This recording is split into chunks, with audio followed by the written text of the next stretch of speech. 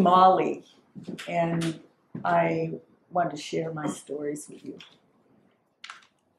They're not happy stories.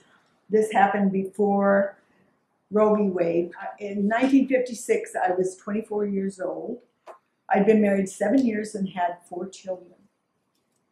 My husband was 25 years old, a hard worker who kept me on a short leash, not with physical measures, but with emotional blackmail. No life of his would ever work. And my tacit acceptance of this, along with profound guilt from my years of sexual abuse within my family, the society was typical of small-town USA. But in high school, I had dreams of being a lawyer or journalist, with no plans of how to achieve that. I'd become pregnant at the beginning of my senior year, but studied at home and graduated with my 3-month-old daughter in the audience. I do not remember even thinking the word abortion, but phrased it, making myself have a miscarriage. I sat on the toilet, massaging my abdomen and forcing the nozzle of a douchebag into my cervix. I had to do this repeatedly over several days before I finally began to bleed. I continued with this process until the flow was heavy and was relieved that I had succeeded, but also felt guilty for having become pregnant. I was feverish and probably had an infection, but chose to keep away from medical care, and luckily I recovered. I told only my husband, who had been pressing me to return to him. He was quite condemning and stopped wanting me back. I told no one else and kept this guilty secret for over 20 years. Now, after the years of women being able to get abortions safely, young women will be doing what I did, taking their chances and risking their lives. I'm telling this to be part of the fight for the most important right for women, to safe abortions on demand and without apology. I have another abortion story. This happened in 61-62. I was remarried and had born a 5th child 3 years before from this second marriage. I was quite worried when I again became pregnant because we were in poverty. I didn't want to have another child under these circumstances, and I figured I could do the same thing I had done before, massaging my abdomen and pressing on it for hours until I began to bleed. We were short enough of money that I remember using rags to soak up the blood. However, I began to bleed heavily, became weak, and collapsed on the bathroom floor, passing out. I was able to call to my husband, who was asleep, and he carried me to the emergency room. There I was admitted, receiving 1 or more units of plasma. After a couple of days, I came home. What is a mystery to me is that I never have told anyone about this until today. I didn't exactly totally repress this, but now that I'm thinking it through, I was endangering my very life. I think that I was in the same frame of mind that literally millions of other women have been, are, or will be, totally determined that I will not bear a child at this time and under these circumstances. I don't recall being quizzed about this miscarriage in the hospital, nor any other kind of hostile response from my husband's Mormon relatives, so apparently no one suspected that it was an intentional act. Actually, on thinking about it, I think people probably suspected that, but it was a common thing even though it wasn't spoken about. And I believe women my age, many of them have done the same thing in one way or another. And what I remember the most is the isolation and the guilt that I carried for all those years. I don't want other women to go back to that, and it's getting closer to that now. Anyway, those are my stories, and I'm really happy to be able to share it. Thank you. Hey, I'm Ariel. I'm 24 years old, and I was born in Seattle, raised in Linwood. Have you ever had an abortion? Yeah, I've actually had 2 abortions, and both experiences, they both turned out really positive. Of course, I was stressed out because it was a big decision to make. And for me, I felt like I was making the most responsible choice. My first abortion I had when I was about 16 years old. So I was in no way, shape, or form ready to have a child or like raise another life, essentially.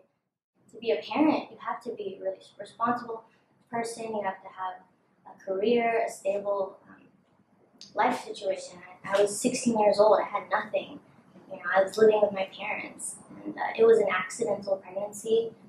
I think that it's important for a child being born to be born in the right scenario where your parents actually want to have a child. And I didn't want to be one of those parents who had a child by accident and have to tell my son or my daughter, I didn't use a condom or the condom broke, and that's how you were born. And my parents actually didn't know that I was pregnant the whole time. I did it all secretly because I didn't want to disappoint my parents, because like all of the stigmatism and everybody saying horrible things about people who have abortions, and I didn't want my parents to think that I was irresponsible.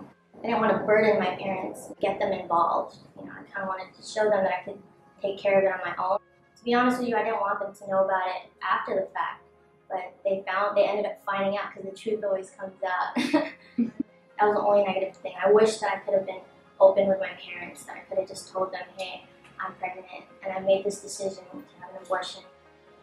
I know I'm not ready, and you know that I'm not ready to have a child, and I don't want to do the other option, which is put my child up for adoption. I have a lot of opinions on how children grow up in that whole lifestyle, being adopted, being put through an adoption agency, and not having a family, and having to wait to have a family. I feel like that would be a really negative way to live your life in the beginning years of your childhood. Everybody should value their childhood and have reasons to value their childhood. I wish that I could have told my parents at the time, but I was just so embarrassed. People shouldn't be embarrassed to talk about it because it's a decision. Everybody has the right to make their own decisions on what to do with their bodies, not just women. Everybody has a right to choose.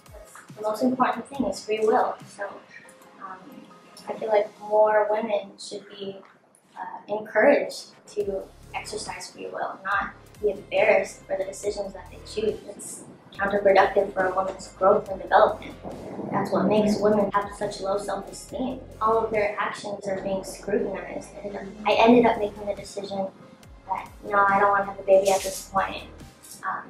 So I went through the abortion. Everything was really comfortable. You know, there was nothing really scarring about either. It went really smoothly. Maybe that's one thing that women fear, is that the abortion procedure is going to be really traumatizing, but it wasn't like that for me at all. I thought that I was irresponsible for getting accidentally pregnant, but accidents happen. People make mistakes. Nobody's perfect. A lot of people forget that, especially the people who are trying to make abortion like a huge mistake. Everybody makes mistakes. So why single out one mistake and make such a big deal about it? Women should feel confident in every decision that they make for their life, especially if it has to do with their bodies and their futures. I wish that I could have been more open in society about the fact that I have an abortion. I guess this is one step for me being public about it. I really don't think that it should be something that people, women especially, are embarrassed about. It's just another choice. People should never be judged by exercising their free will. Hi, my name's Vi, and I'm here to tell my story about what it's like to get pregnant when abortion is illegal. I got pregnant at 17. I lived in Oklahoma. I got pregnant, and of course I was severely frightened. I didn't tell anyone. I didn't tell my mother. I just kept it secret, and we were leaving Oklahoma to go back to the West Coast. And the only person who knew I was pregnant, that I know who knew, was my sister, and she felt it was a very big burden do that. And I could not talk to my mother. My mother could not talk about sex or even menstruation very well. And I just stayed pregnant for 7 months until my mother, well, unknown to me, was making plans for me to go to another mother's home to give birth. And she had to confront me, and I could never voluntarily tell her. You know, I was really very sad. When I went to the unwed mother's home, it was like a fucking prison. There were cliques, gossip. There was nothing to do except knit and play cards. There was a 13-year-old girl there from a farm. She couldn't even talk to people. You wondered, like, was she raped? What happened to her? There was a sophisticate there. There were all kinds of women stuck in this unwed mother's home that was like a prison. Each month there, they had a different doctor who attended the births of the children, or the babies. And my month, the doctor didn't believe in hormones. What that meant was that if you have a baby and you're not going to nurse it, then you need hormones to deal with the sore breasts. And maybe those hormones help you deal with other aspects of the physical recovery from birth. But he didn't give them, so we were in agony after the birth. While I was having the baby in the hospital, they just left me alone. It was 18 hours. Nobody ever told me my water was going to break. I had no idea what that was, and I thought I was peeing all over the place. But there was nobody there who, you know, maybe somebody came in and said something, but nobody had warned me that this was happening. And I was basically alone until they decided that it was time for me to give birth. And then they slapped ether on my face, so I couldn't even enjoy, you know, getting this out of me. I didn't have feelings for the baby so much, like maternal feelings. I did not have that. And I talked myself out of it, and I never have had maternal feelings towards that baby. And that's what happened. It was just like a prison experience. You go off into nowhere. You know, where's Vi? Well, Vi's visiting her Aunt Betsy, you know. It was a secret. Sex was a secret. Nobody admitted having sex at that time in the 60s in my small towns. Now abortion itself is as stigmatized as much as having sex and certainly getting pregnant was in those days. And that is hideous. That's hideous.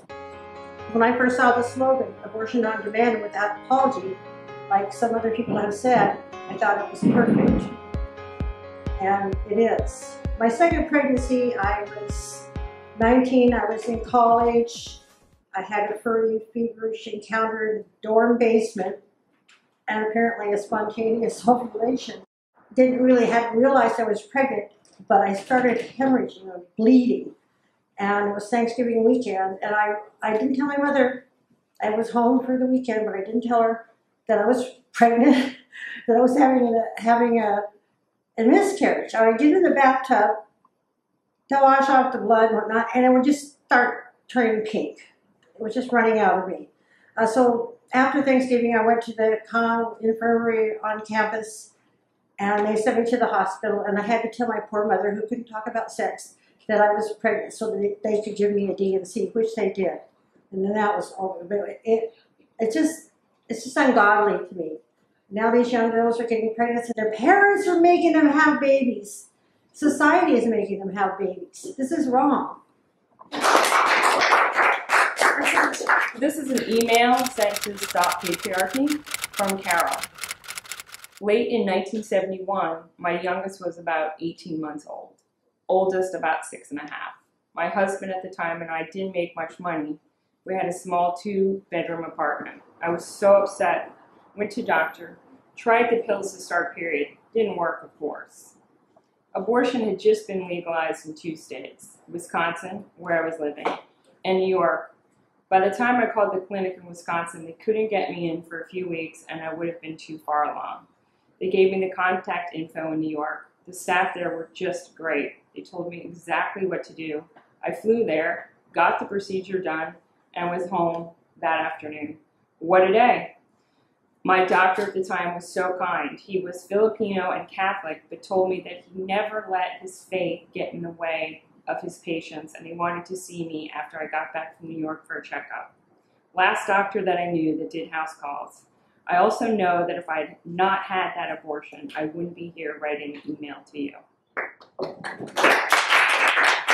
So this is a story from my friend. She lives in Austin, Texas, and we were really good friends in high school, and we've stayed really close friends. When we were in high school together, she still is really smart and like funny, and had all of these like dreams and aspirations of like wanting to travel the world and be a photographer. But she was also Mormon, and so right about age 19 or 20, very early in her life, she ended up getting married and having 2 kids. And I stayed in touch with her. They moved to a different country because her husband was going to school to be a doctor, and she had to put a lot of her plans on hold.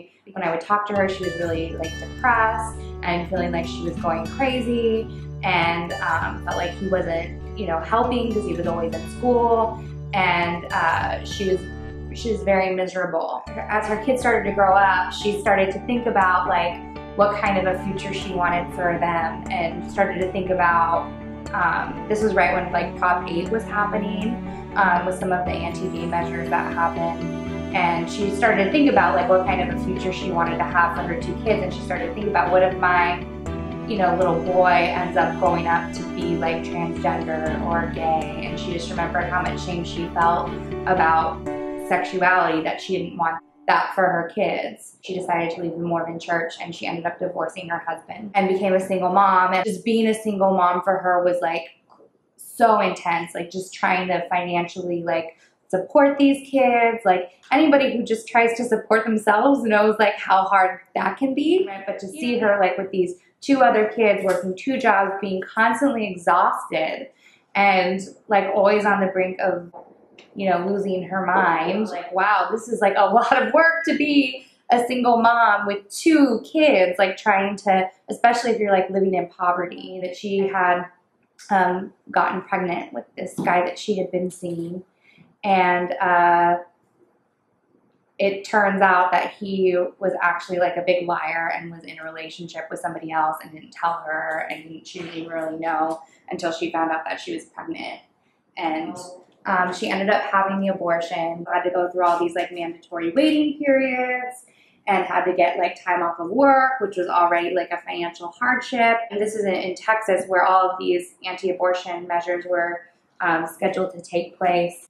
And one of the things that she told me about it was just like how growing up, like she was told so much that women feel like they're ashamed, or they feel like they're murderers or whatever, but she felt so happy and so relieved that she was, that she wasn't going to have to like have another child. And that's one of the things that she told me, was just how happy she was and how relieved she was that she could get this abortion.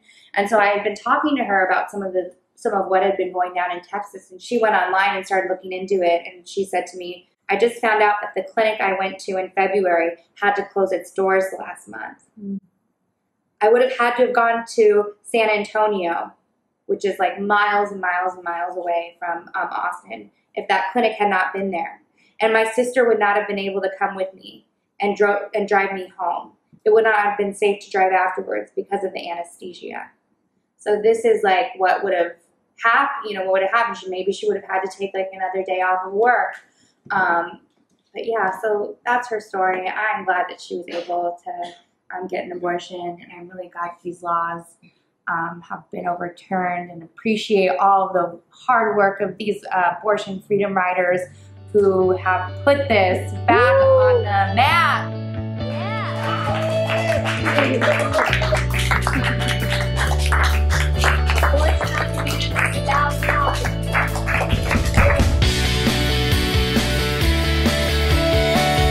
One question for you. What do you think you can do to help our situation going on?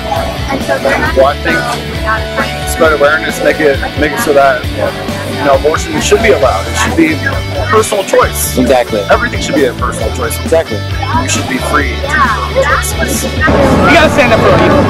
I believe everyone should have a choice on whether or not they want to keep their baby. It's their body. That's what it is. You never know. And it's so wrong, and it leads to this like patriarchal society that we live in. Then what exactly are you going to do to try to help change this stuff? I'm gonna fucking spread the word.